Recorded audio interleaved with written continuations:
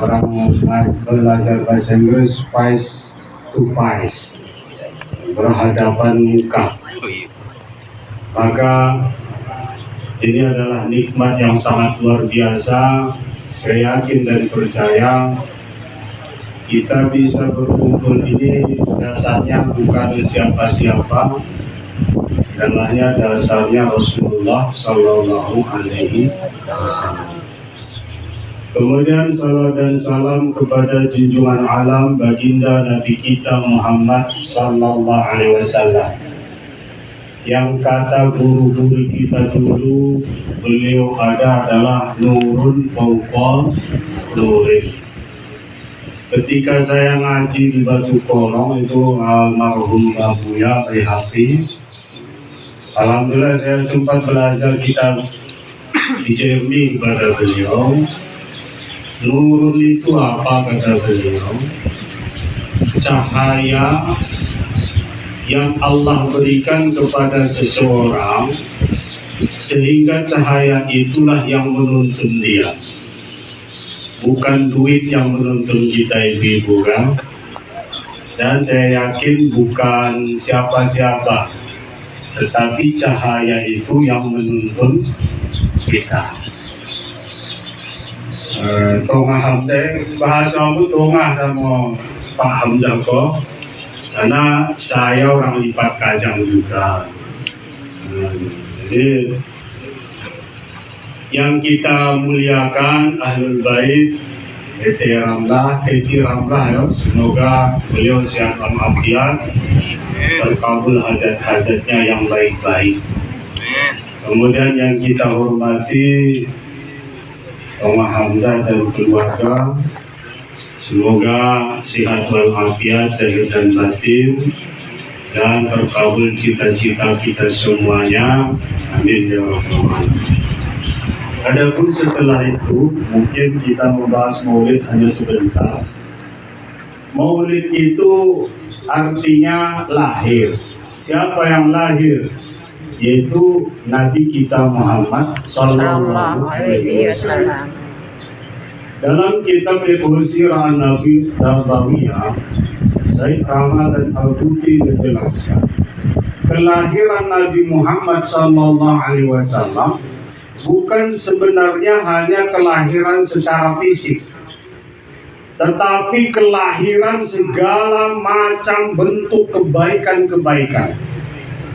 Maka para alim ulama ketika ngaji kitab Ahmad Sawi juz yang keempat tentang Lailatul Qadar, saking kerennya Lailatul Qadar itu Bapak Ibu, itu disebutkan bahwa Al-Fasahri, orang yang beribadah di malam Lailatul Qadar bagaikan beribadah melakukan ketaatan 1000 bulan. Kira-kira ada enggak usia kita 1000 bulan? Itu usianya kira-kira 83 tahun. Maka Imam Ahmad Sawi mengomentari ayat ini. Tahukah Anda, kata beliau, Abdul layali wa huwa layali maulidin Nabi Muhammad sallallahu alaihi wasallam.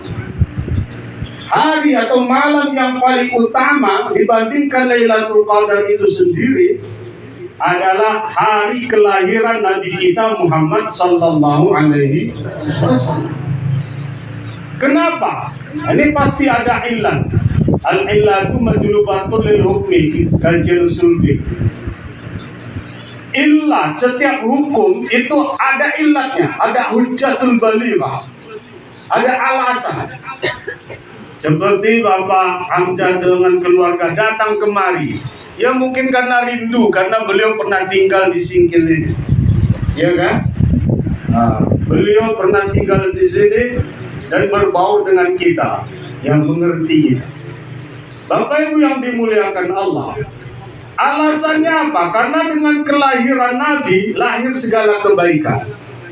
Bahkan tahu kita Abdul Lailatul Qadar itu dari siapa? Dari Nabi, bukan dari siapa. Dengan berkat Nabi lahir ada Al-Quran.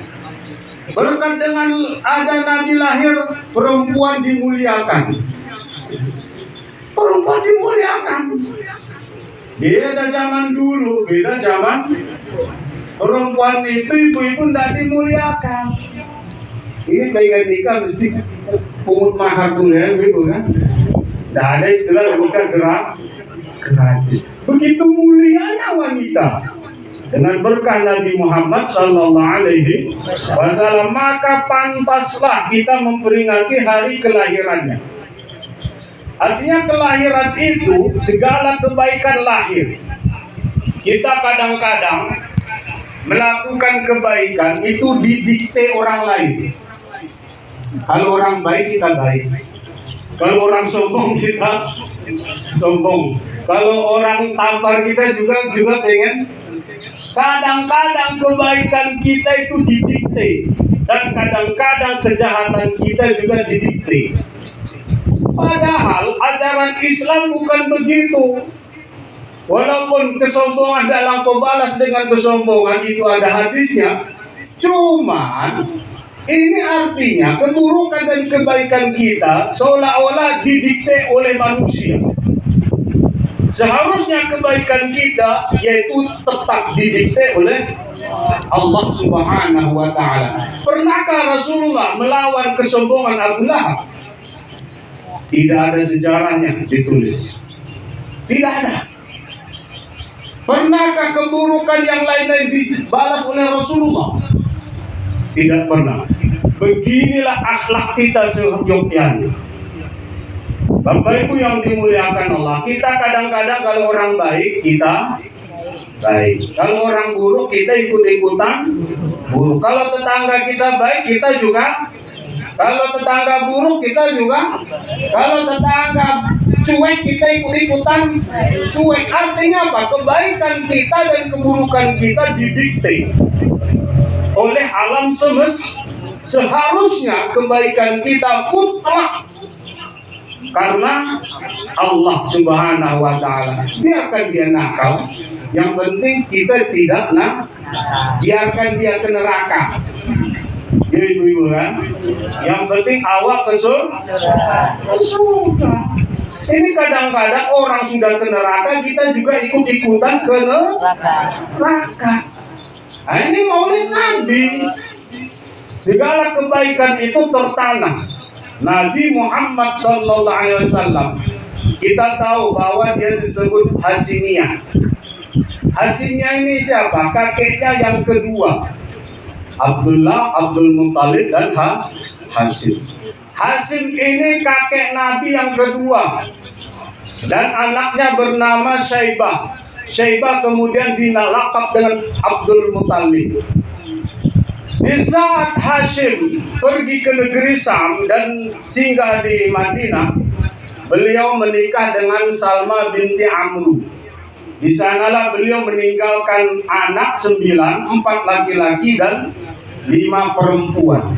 Salah satunya yaitu Syaibah yang bernama Abdul Muttalib. Akhir-akhir ini kita kenal. Maka kenapa Syaibah? Syaibah itu artinya orang yang punya uban. Ibu-ibu ada uban? Berarti Syaibah namanya. Syaibah. Jadi begitu lahir Abdul Muttalib ini, dia itu beuban. Itu kerennya Abdul Muttalib. Begitu lahir ada tanda kenabian. Karena di Taurat, di Injil disebutkan bahwa salah satu ajdaduhu kana lahu Syaibah. Adalah sebahagian kakek-kakeknya itu punya uban sejak lahir. Sejak lahir. Jadi setelah wafat Hashim, maka yang melanjutkan kepemimpinan Mekah adalah yaitu saudaranya Al-Muttalib. Al-Muttalib. Maka karena Al-Muttalib ini tahu bahwa saudaranya Hashim punya anak laki-laki bernama Syaibah, maka dia berangkat ke Madinah untuk mengajak si Syaibah ini, mengajak pulang ke Mekah. Tetapi sebagai anak yang taat dan patuh kepada orang tua, saya tidak mau kalau tidak diizin oleh ibu saya. Ini seperti kita mencalon harus ada izin orang, tua kandung kita. Kalau tidak gawat kita gawat, menang pun perasaan hampa. Tapi kalau seandainya sudah ada izin orang tua, ini kita sudah kokoh. Kenapa? Karena doanya seorang orang tua laisa laha hijabun. Tidak ada perantara antara doa orang tua dengan Allah Subhanahu wa ta'ala. Itu Syaibah. Maka karena diraih oleh Al-Muttalib, ya Salma, istri saudaraku, bawa anakmu ini, bawa dia bukan menjadi budak di Mekah, tetapi dia pulang kepada kerajaan ayahnya yaitu Hashim. Kalau begitu maka saya izinkan, kata Salma itu tadi. Maka berangkat. Kita tahu tradisi orang Arab itu naik apa? Naik onta. Dulu, sekarang enggak. Orang itu naik pejero dan segala macam. Maka begitu sampai di pintu gerbang Mekah, maka dilihatlah dibonceng oleh Al-Muttalib Syaibahin. Maka orang-orang penduduk Mekah mengatakan bahwa Abdul Muttalib. Itu yang di belakang Muttalib itu adalah budaknya Abdul Muttalib. Maka dari situlah kakek Nabi itu populer dengan sebutan Abdul Muttalib. Bapak Ibu yang dimuliakan Allah, di saat itu juga kita tahu Abdul Muttalib ini punya dua jasa yang sangat populer di dalam sirah Nabawiyah. Yang pertama tentang penggalian sumur Zamzam yang sebelumnya sudah terkubur lama oleh suku Jurhum karena peperangan demi peperangan untuk perebutan sumur Zamzam ini. Maka sepakatlah suku Jurhum untuk mengukurnya, menanam, jangan ada lagi. Dengan berkah ada Abdul Muttalib yang sebelumnya bernama Syaibah, itu beliau bermimpi 3 malam berturut-turut. Hendaklah engkau kalau bahasa kita dicangkul sebelah kau. Di situ ada sumur Zamzam. Zamzam itu maknanya adalah yaitu berkumpul. Maka air itu berkumpul saja, tidak mau berserak. Bapak Ibu yang dimuliakan Allah, kembali kepada Syekh Abdul Muttalib. Maka dia gali dan bertemu. Ketika bertemu sumur Zamzam itu ribut orang kafir Quraisy. Kami pengen kongsi juga. Karena di Arab itu mahal air dulu ya, dulu. Sekarang biasanya. Dulu mahal. Maka terpaksalah Abdul Muttalib ini mendatangi seorang dukun wanita dan menentukan siapa sebenarnya berhak mengurus sumur Zamzam. Dan si dukun ini memutuskan bahwa yang berhak mengurus itu adalah Abdul Muttalib. Kemudian yang kedua kita tahu Amul Fil, yaitu kejadian tentang gajah, tentara bergajah. Maka Abraha ketika dia melihat orang-orang Mekah, Abraha ini orang Yaman. Dan Yaman hari ini kalau kita lihat di YouTube, media segala macam, ada Ka'bah mereka. Memang sejak zaman dulu orang Yaman itu pengen membuat Ka'bah sendiri melalui rajanya bernama Abraha. Sekarang juga mereka buat. Bapak Ibu yang dimuliakan Allah, menyaingi Ka'bah yang ada di Makkah. Menyaingi Ka'bah yang ada di Makkah. Dia bangun sedemikian rupa, mantap dan gagah. Begitu dibangun, maka ada 2 orang bersaudara suku Kinanah mengetahui ini Abraha pengen menyaingi Ka'bahnya yang ada di Makkah. Maka Bapak Ibu yang dimuliakan Allah, uang yang berdua bersaudara suku Kinanah kok memakan jambu sebanyak-banyaknya. Setelah makan jambu sebanyak-banyaknya, ya otomatis ya sakit bahui. Kalau sakit bahui, ya, pastilah yang sesuatu itu yang keluar. Maka ditampunglah kotoran orang tuh.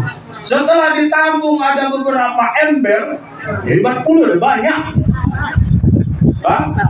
Banyak. Kemudian dilepongkanlah ke Ka'bahnya Abraha. Begitu pagi nanda pembukaan itu nanda memotong apa namanya pita. Tiba-tiba ada bau jadi. Siapa yang membuat ini? Maka apa orang Yaman bilang, nah, ini ada 2 orang pemuda Mekah. Begitu tahu, ayo langsung ke Mekah pengen menghancurkan Ka'bah yang ada di Mekah. Kumpul pasukan berjumlah 6.000 infanteri. 6.000 orang pasukan. Gajahnya ada 19 dan pasukan berkuda dan jalan kaki. Semua lengkap bawa senjata. Kita tahu orang Mekah itu primitif. Belum punya apa-apa. Belum punya power kekuatan untuk perang. Kalau menghadapi Abraha pastilah mati. Tetapi begitu sampai di seputaran Ka'bah sekitar 3 mil dari Ka'bah, maka mereka berhenti. Kenapa berhenti? Dipanggil siapa? Man asyrafu hadzal qaum. Siapa pemimpin kaum di Ka'bah ini? Maka datang Abdul Muttalib. Bawa ajudan, ya ajudan yang mengerti bahasa orang Abraha. Bawa. Maka kata Abdul Muttalib, hadza baitullah. Ini adalah rumah Allah. Jika engkau pengen menghancurkan, ya hancurkan saja. Ini bukan punya saya. Tetapi punya saya engkau ambil 93 ekor onta. Punya saya itu pulangkan. Maka Abraha geleng kepala. Ini pemimpin kok bodoh sekali. Seharusnya dia mempertahankan Ka'bah ini mati-matian. Ini dia memikirkan hartanya. Kalau kita berpikir juga ini Abdul Muttalib mata duitan, ya kan? Mata duitan, hartanya yang dipikirkan. Kita tahu Bapak Ibu, dalam Al-Quran disebutkan wahada baladil amin. Ka'bah ini dan di seputarannya adalah negeri yang aman dijamin oleh Allah. Beda cesingkil, tidak ada jaminan Al-Quran. Tidak ada jaminan. Tetapi negeri Mekah dan Madinah, Allah berfirman, hada baladil amin. Ini negeri yang aman. Lalu 20 menit. Belum lagi. Silakan. Jadi aman. Orang yang berada di Mekah itu aman, Bapak Ibu. Sampai hari kiamat aman. Tidak akan terjadi apa-apa. Maka kalau Bapak Ibu haji dan umrah itu nyaman, ya. Nyaman. Kenapa? Karena keamanan dijamin oleh Allah Subhanahu wa taala. Salah satunya wahada baladil amin. Itu jaminannya Al-Qur'an. Allah tidak pernah bohong. Innahu latughliqul qalbi. Allah tidak pernah mengingkari janji. Beda kita beda. Saya janji begini. Kita telepon, apa juga? Takkan juga dia. Aduh. Itu kalau kita berjanji. Apalagi ibu-ibu sering dikasih janji suami ibu-ibu kan? Ya Bapak. Karena ibu-ibu pengen memang janji. Ya kan? Janji. Sehingga banyaknya janji, banyak mengingkar. Bapak Ibu yang dimuliakan, ini realita kehidupan. Allah Subhanahu wa taala tidak pernah ingkar janji. Salah satu janji Allah Subhanahu wa taala, ala ingatlah, bidzikrillah tatmainnul qulub, tenang jiwa. Itu janji Allah. Jadi kalau Bapak Ibu rasa gelisah, gundah gulana segala macam, pasti kita punya masalah semuanya. Maka kembali kepada Allah Subhanahu wa taala. Doa mengupi awak. Ya kan? Karena saya yakin tidak semua orang senang sama kita. Keuntungan orang yang tidak senang sama kita apa Bapak Ibu? Orang yang nggak senang sama kita pasti tidak akan minjam duit sama kita, ya kan? Itu keuntungan orang nggak suka sama kita. Ya? Jadi jangan pening. Suatu saat Imam Syafi'i disampaikan, ingat bahwa orang yang salaman sama kamu itu nggak senang sama kamu, di belakang kamu dicabut marut. Nggak apa-apa, kata Imam Syafi'i. Enak, berarti dia tidak akan minjam duit saya. Nah, kita kalau ada orang benci sama kita, pening kita. Kemudian kita ikut-ikutan benci, sebagaimana mukadimah tadi. Keburukan dan kebaikan kita didikte oleh orang lain. Padahal kita sering memperingati Maulid. Bapak Ibu yang dimuliakan Allah, beda dengan orang yang senang sama kita. Insya Allah pasti minjam duit. Ya kan? Pasti minjam duit. Suatu saat kita tolong ini itu segala macam. Maka bahayanya orang yang senang kepada kita, yaitu orang tersebut akan pernah minta tolong sama kita. Tetapi ada nilai silaturahmi. Bapak kembali kepada Abraha tadi, terlalu panjang. Baru 10 menit, 5 menit lagi ya. Bahwa Abraha digambil daripada Ka'bah. Begitu Abdul Muthalib dipanggil, pulangkan unta saya. Maka dipulangkan. Ketika mereka pengen memulai menyerang Ka'bah, menghancur Ka'bah, disitulah berputar-putar burung ababil. Kemudian menjatuhkan 3 batu, 1 di paruhnya, 1 di kaki kiri dan kanan, 3 batu. Semua pasukan dan Abraha sendiri kena batu yang ada dari api neraka. Jadi kenapa sampai hari ini orang-orang Zionis, bahkan Amerika dan segalanya macam orang-orang hebat itu, kenapa nggak berani menyerang Ka'bah, Makkah dan Madinah? Karena mereka tahu sejarah Abraha ini.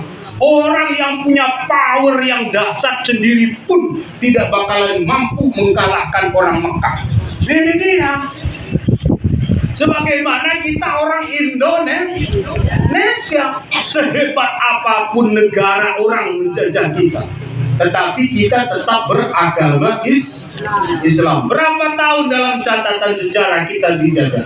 350 tahun kurang lebih. Tetapi toh akidah kita tetap Ahlus Sunnah wal Jamaah. Ini berkah pesantren.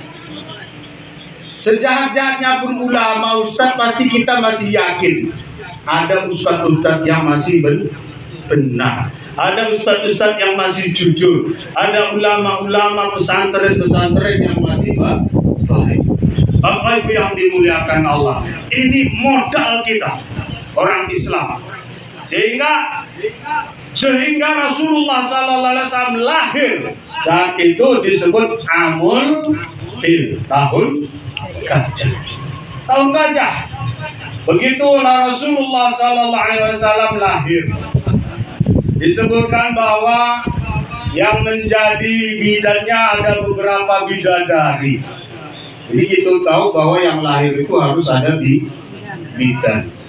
Nah, bidan harus ada. Jangan melahinya soang-soang gawat pegoga.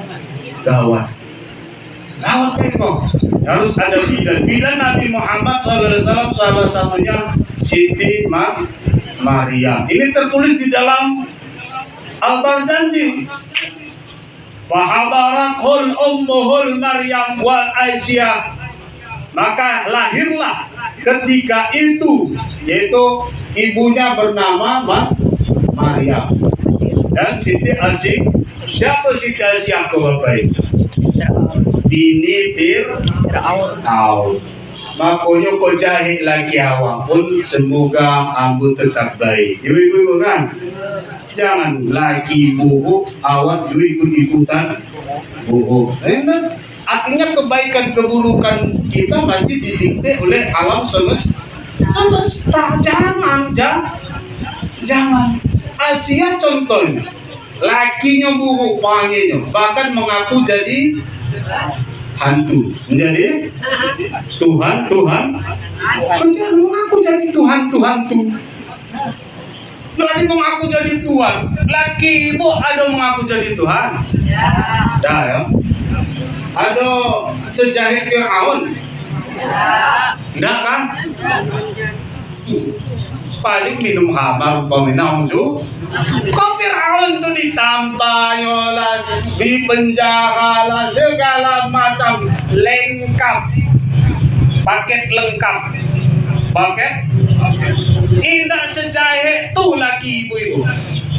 Tapi suami saya tulis status, tulis seolah-olah.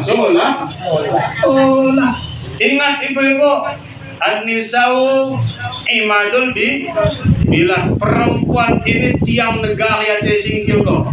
Idza salahatil bilad ko kancak padusi wanita di Aceh singkil kok kancaklah Aceh singkil. Wa idza fasadat ko rusak padusinya maka fasadatil bilad rusaklah padusi ya rusaklah negara singkil kok. Kuncinya ibu-ibu itu Nabi Ibrahim lahir dari ibu yang baik, sementara siapa? Ayahnya jahil. Musa dirawat oleh Siti Asia, sementara ayah angkatnya Fir'aun. Tetap kunci rumah tangga ibu-ibu bukan lagi painnya bekerja ikut segala macam nggak tasak nakan. Tampo kerja kena, itulah. Itu saja kerjanya. Saya pengen suami saya romantis, seperti Rasulullah. Tidak bisa. Rasulullah itu istrinya banyak, terpaksa romantis kepada seluruh istri. Ini istri pun satu, masih menuntut romantis. Ada apa dengan ibu-ibu zaman akhir ini? Hah? Ada apa? Udah istri satu menuntut romantis. Sejak kapan orang beristri satu romantis? Tidak ada prakteknya. Tidak ada prakteknya dari nabi-nabi terdahulu. Sempat ya. Hah? Baru romantis. Kalau romantis itu yang lebih dari satu, baru ada romantis. Bapak Ibu yang dimuliakan Allah Subhanahu wa taala. Ikut yang ada di situ. Jadi Bapak Ibu yang dimuliakan Allah Subhanahu wa taala. Alhamdulillah. Jadi kita sebagai penutup bahwa Rasulullah ini adalah idola kita.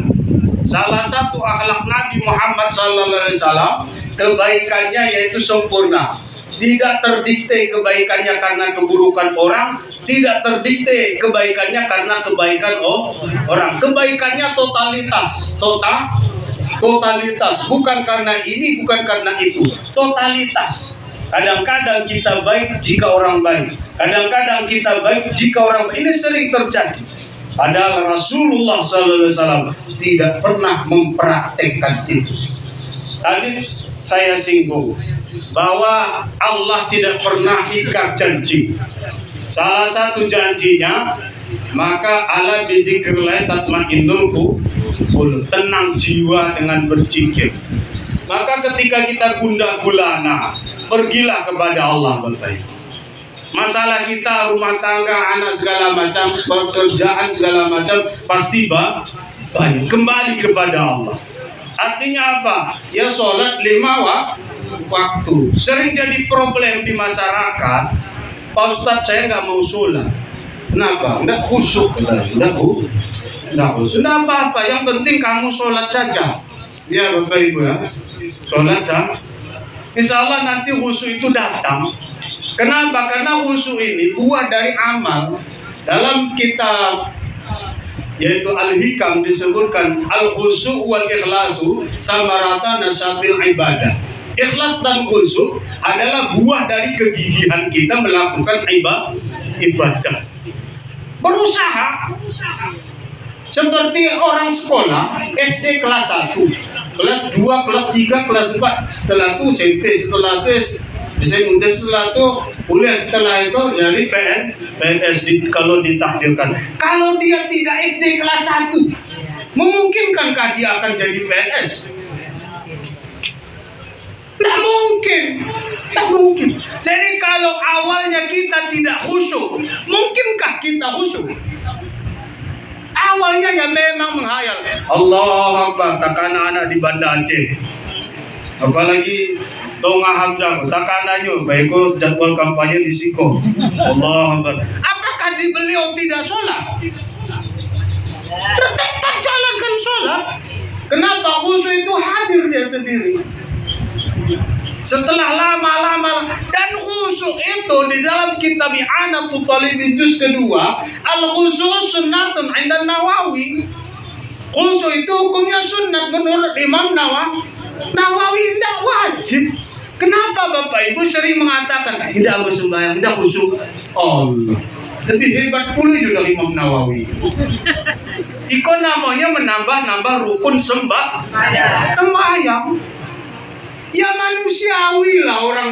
Allah Akbar, takana nyawahumnya, takana laki, takana anak, takana bini, takana kebun, takana iko. Ya manusiawi itu. Manusia yang indah manusiawi, indah sembahyang. Binatangi namanya. Binatangi. Ini yang manusiawi kita itu. Jadi nanti ketika wafat, maka orang yang sholat ini kan sujudnya karena Allah. Saya yakin walaupun sembahyang ibu-ibu di kano ada ala menantu ya kan, sengaja mau sembahyang di kano ala ada menang. Manujo dah ada berjilbab di luar di kano menantu ala kelang golot memang udah berjilbab. Jadi walaupun begini, awal mula kan karena orang, ya ujung-ujungnya terbawa-bawa karena Allah Subhanahu wa Ta'ala. Oke lah, sholatnya bukan karena Allah, tapi saya yakin dan percaya sujud kita itu untuk Allah. Ya kan? Siapa mengecekkan sujud kita itu karena menantu? Kamu. Maka nanti ketika orang yang sholat ya akan masih ada mujadalah dengan Allah. Pulang kata malaikat, kamu sholat karena menantumu, karena ini itu segala macam. Iya kata kita jawab yang gak khusyuk, yang gak ikhlas. Tetapi kita bilang, ketika saya sujud itu totalitas untuk Allah, bukan untuk menantu saya. Model begitu ala kesuka sajalah wa yang simpi itu. Kesuka kita karena ada jejak sujud. Jejak sujud inilah yang nanti membawa kita ke surganya Allah. Yang paling menghibur kita Bapak Ibu yang dimuliakan Allah apa? Syafa'ati yaumal qiyamah alal kibara ini ummati. Syafaatku nanti di hari kiamat kepada orang pelaku dosa besar. Ya, pelaku dosa besar itu diberi syafaat oleh Rasulullah. Kok awal tidak ada pelaku dosa besar, ya perai kita tersyafaat dengan sendirinya. Coba bayangkan, saking indah redanya Nabi Muhammad kita kok ke neraka. Itu coba mengapa wataga salawat tadi? Semua ibu tadi kan ekspresi wajahnya itu apa? Merindukan Rasulullah. Jadi karena merindukan Rasulullah ini, ada tidak basuh sama Nabi? Dah. Ada tidak pernah nampak Nabi? Dah. Tapi beriman dengan Nabi. Betapa dahsyatnya iman kita ini. Maka inilah sahabat Nabi dari awal. Kok sahabat Nabi, apa yang disebut sahabat? Man laqiya wa aminabi. Orang yang ketemu itu sahabat. Orang ketemu dan percaya dengan dia. Kalau Bapak Ibu masih curiga dengan sahabat, berarti Anda bukan sahabat. Anda intelijen. Sahabat itu orang yang berjubah dan percaya. Sahabat Nabi itu ketemu dengan Nabi dan percaya dengan kita. Tidak berjubah jumpa tapi percaya. Kita ini disebut ahibaun nabi, kekasih nabi. Saking kerennya keimanan kita ini, kalau kalian wajar beriman, kata Rasulullah pada sahabatnya, kalau nanti umat akhir zaman tidak ketemu dengan saya, masih ceramah-ceramah ustaz-ustaz, percaya orang itu, itulah iman yang the best, iman yang paling baik. Kita ini iman paling baik, walaupun tidak ketemu dengan Rasulullah SAW. Jangan minder dengan sahabat, jangan minder. Kita ini hebat sekali. Sahabat Nabi wajar mereka beriman dengan Nabi. Mereka ketemu, akhlak Nabi itu sempurna. Ya kan? Kok yo ustaz kita orang pimpinan sahabat. Yo punya akhlak kamu pan hebat. Belum tentu. Tapi tidak ada orang murtad gara-gara saya melakukan dosa. Tetapi Rasulullah begitu diketahui